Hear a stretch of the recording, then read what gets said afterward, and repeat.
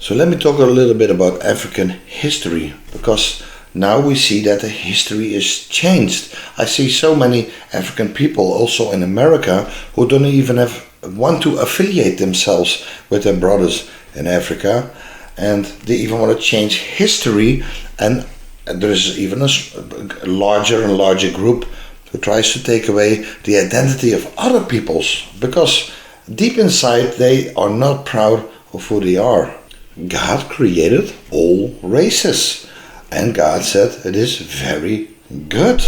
And also we see that God created the Adam to have the dominion over the world. That means to show other peoples, other races, other nations the ways of Yahweh. So in Genesis 3 we read, "Now the serpent," that means in Hebrew the beguiler, the enchanter, this was a man, was more subtle than any beast of the field which the Lord had made. So there was one particular group of people, non-Adamics, who were more cunning, smarter, crafty than all the other races. Right? And this crafty serpent, no, those were not the Africans. And if you watch my other videos, you'll know who they are. Right? In chapter 3:15 we read, "And I will put enmity between thee and the woman, and between thy seed and her seed." That means between thy offspring and her offspring. And the seed of the serpent has always been an adversary to God's will, to God's laws, to God's instructions, and against God's children. One of the things the seed of the serpent has always done is blurring the lines of nations, the lines of races, the lines of God's laws, everything. It has convinced the world that there are no different races. You hear it all the time. People say, no, there are no different races, there is only one human race. Yes, all these races are human, but it doesn't mean that there are no different races. This is God, how God created, right? And if you don't like it, you go on against God's creation. Now they have come to the point that they even want to take away the differences between man and a woman. You cannot even say that someone is a man or a woman, because according to them there is absolutely no difference. They don't even want you to call your mother. She has now to be called a birthing person. Also blurring the lines of sexual intercourse, right? Pedophilia and all these things. Everything is blurred up. There is no more God's creation, how he created everything. God said, I created them male and female. So of course there are different races. There are white people, there are black people, there are Indian people, there are Chinese people, and they are all different races. But they make it seem like it is racist if you even say that. But it is how God created everything. Now many African people who have been living in America for generations, they identify as Americans. They are even proud to be American. One boasted against me that I was not a true American, but she was a true American. So yeah, it's good to be proud to be an American, but not, in my opinion, on the expense of their brothers in Africa.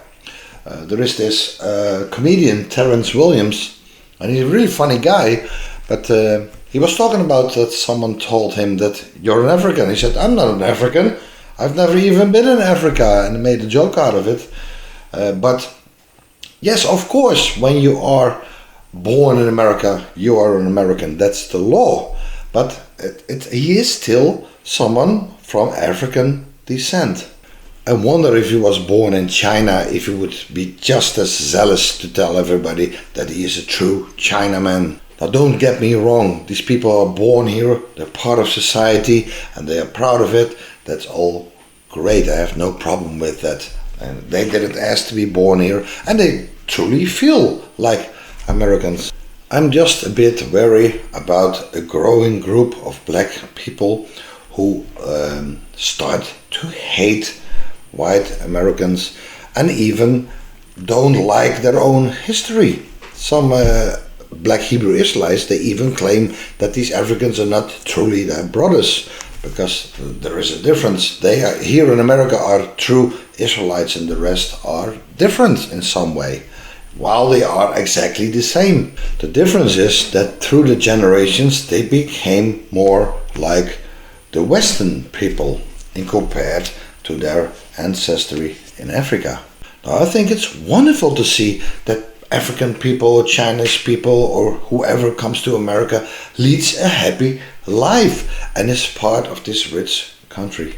My concern is just that I see a growing group of black people basically hating Americans, white Americans, and also try to steal away the identity and the history, change everything up, and in a way even look down on their families in Africa, right? Some even still want to have that victim mentality of what happened a few hundred years ago. And I know black people who are financially much more successful than me, but there is also a growing group of discontent, and there is less and less appreciation for the fact that they are born here, and they even look down on Africa. Because if you would tell them, okay, and you see already white people kissing the feet of these men, if you are so concerned and so angry, and so that you're here, and how dare the white man take away us from Africa, but they still act as if they are these people from a few hundred years ago.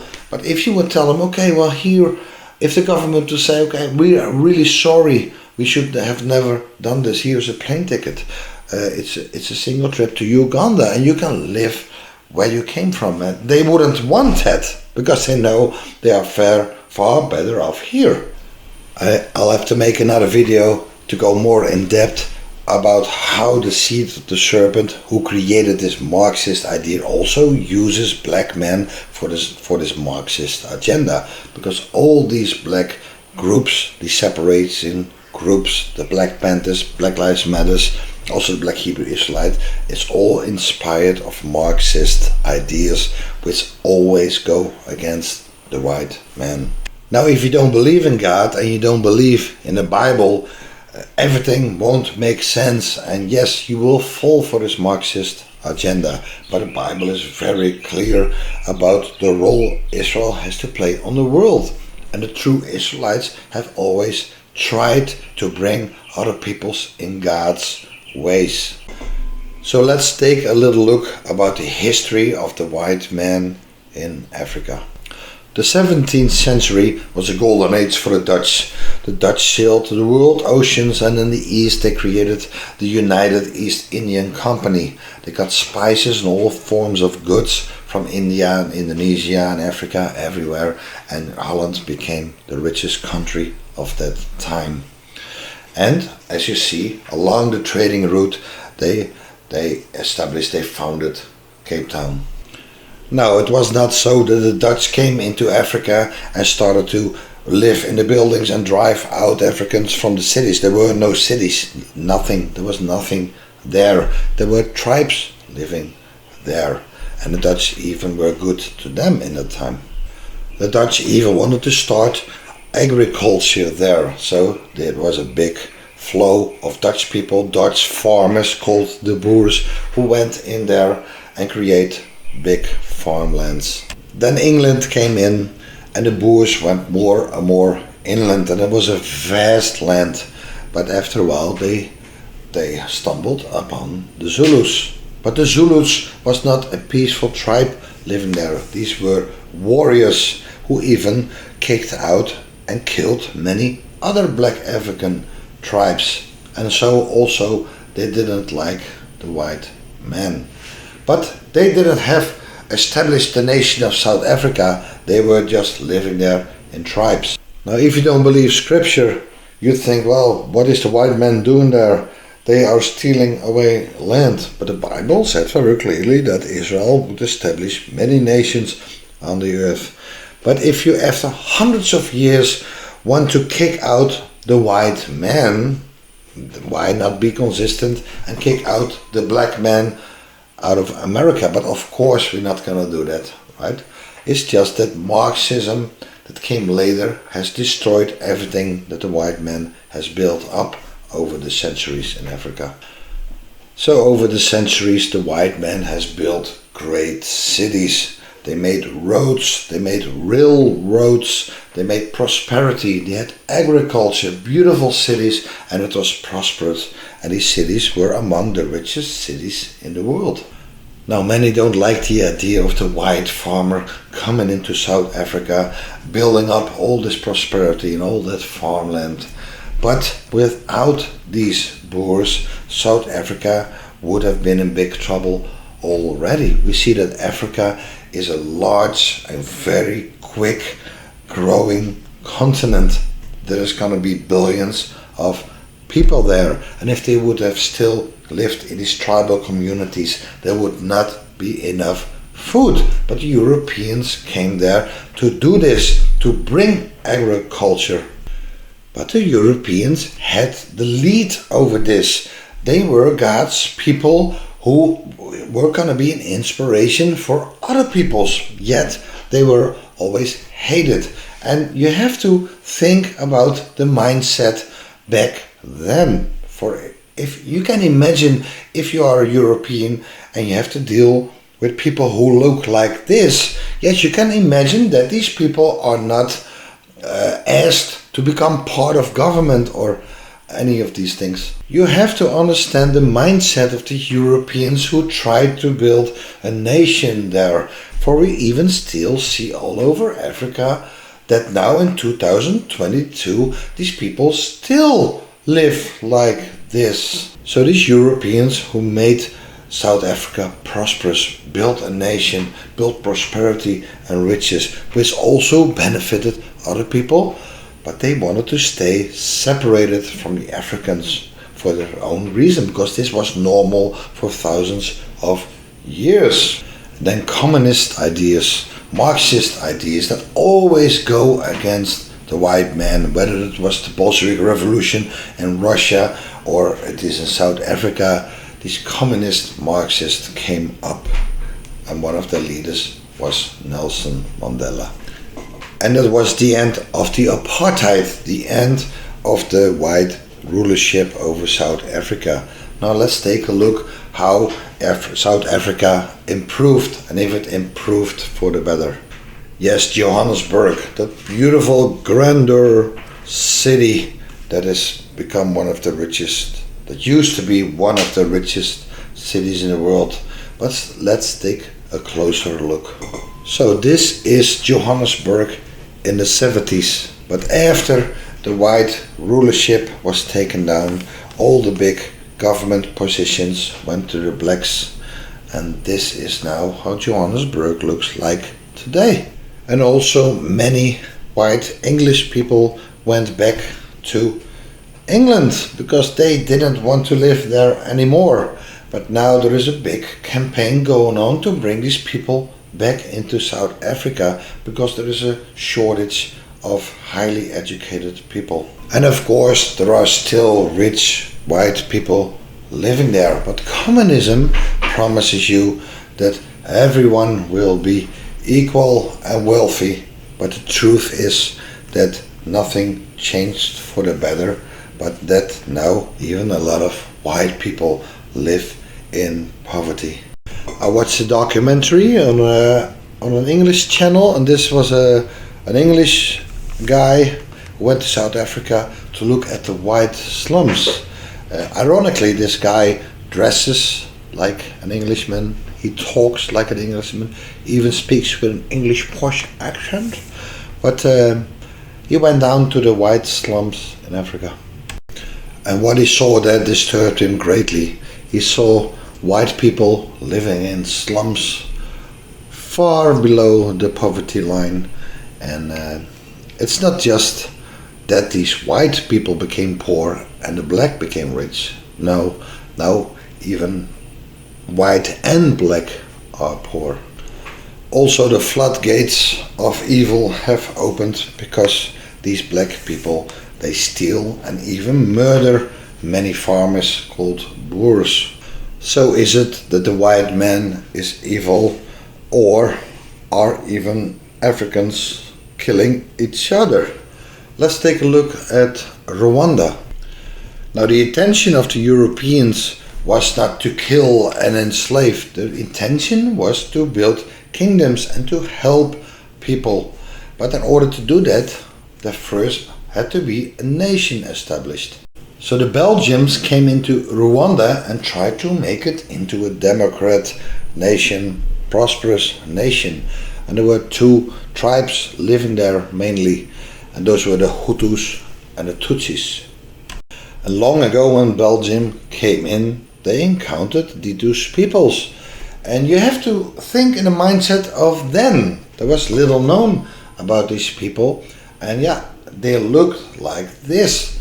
So in order for Belgium to have one of them help them build the country, and that is seen as heavily racist nowadays, but they wanted to see which one of these two groups was the most like the white man. But of course no one wanted the rulership of Belgians over Rwanda, so the Belgians went away. What happened next was that the Hutus attacked the Tutsis.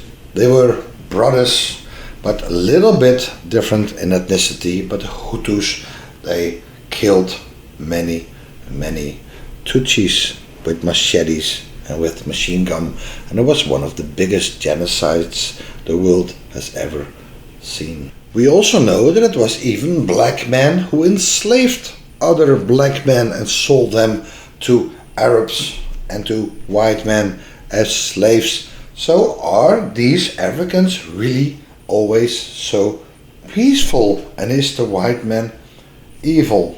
Well, I think the calling of the white man is being inspiration to the rest of the world, and if people want, they see that light and they want to change their ways, repent of their false gods. And we see many black people who came to America that they made a pretty good life for themselves. They're even happy. But also in America we even see, like in Chicago, that these black people even kill each other there. So after 2,000 years of reconciliation of the tribes of Israel, and they have been zealous to change things, to build nations, the Africans still refuse to change their ways, and nothing changes basically. You can go to Africa and you can still see tribes living in the Stone Ages. So the matter of salvation, I don't know. We have tried and tried and tried, and we only get the blame. Now, like I said before, there are a lot of black people in America who have become more like us, and they love God and they are Christian. But when it comes to salvation of this whole people, I'm going to leave that to God, because I don't know, after thousands of years, and I just don't know. I leave that in the hands of God. The Anglo-Saxon Israelites, no, they are not perfect, and they were not perfect, but they are the ones who brought God's ways all over the world. But the Antichrist hates it. The people who have been all through the Bible, the adversaries of God, hate the dominion of Jacob, and they created all kinds of philosophies like Marxism. And these black people are not the enemy of God, but the enemy of God uses black people against the white people. So I make these videos not because I hate anybody. I make these videos to spread awareness about who the true Israel is. For the God's law says that if you bless Israel, you'll be blessed. If you curse Israel, you'll be cursed. And the Antichrist, Marxism, has brainwashed people into hating Israel. They don't even realize who the true Israel is. But you see people who do love to live in America and who do love white people, and they work together with the white people, and these are among the most blessed people in America. But you see these people who want to take the identity away and have hate in their hearts towards the white people, they are not blessed. They live in a curse. That's why they have a hard heart. That's why they have hatred in the heart, and often they are not successful, even though Marxism funds them, but they are not, as a people, blessed. So I hope you understand this, and obey God's law. And in that law it also says that you have to bless the true Israel.